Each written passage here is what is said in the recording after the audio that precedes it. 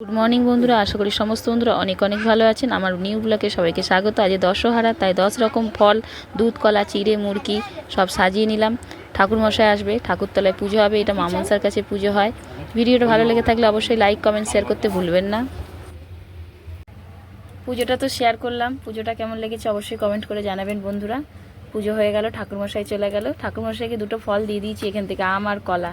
আর এই যে উচ্ছেটা পুজোর দিনকে দিতে হয় আজকে, এইটা কেটে ঠাকুরমশাই দুধে দিয়ে গেছে, এটাকে বলে গদ। আজকের দিনে এই গদটা সবাইকে খেতে হয়, মানে যাদের বাড়িতে পুজো হবে আর কি।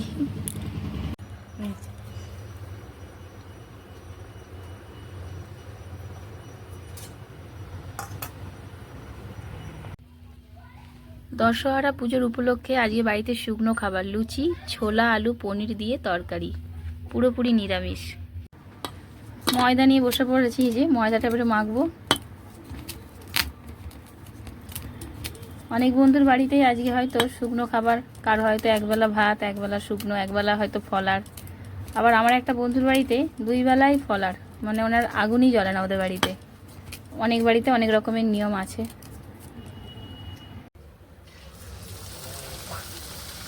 গরমকালে দুপুরবেলা লুচি তরকারি খেতে খুব কষ্ট হয়, কিন্তু এই দিনটাতে ভালোই লাগে খেতে। যে পুজোয় একটা নিয়ম আর কি, আজকের দিনে খেতে কিন্তু কোনো কষ্ট হয় না, আরও বরঞ্চ আনন্দ হয়, বেশি করে খাওয়া হয় লুচিটা।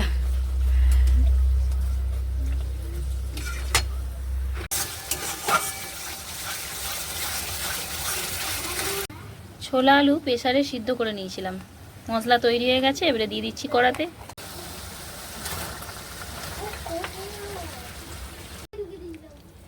এবারে এর ওপরে পনিরটাকে প্লেট করে দিয়ে দিচ্ছি।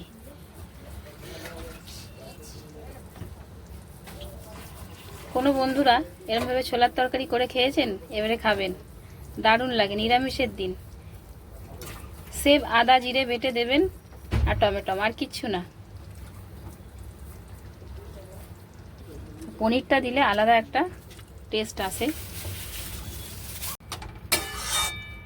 তরকারিটা দেখতে কত সুন্দর লাগছে, দেখতে পাচ্ছেন? দেখে মনে হচ্ছে ডিম কুচো কুচো করে দেওয়া হয়েছে, তাই না? পনিরটা দিতে এরকম হয়ে গেল।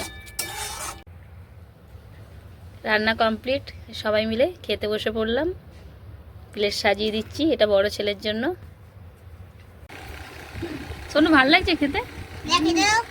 ও, টেস্ট করোনি এখনো? ওরে বাবরে, বাবু ভালো লাগছে? ভালো হয়েছে। সবাই মিলে খেতে বসে পড়েছি। ভালো হয়েছে? ওরে বাবরে।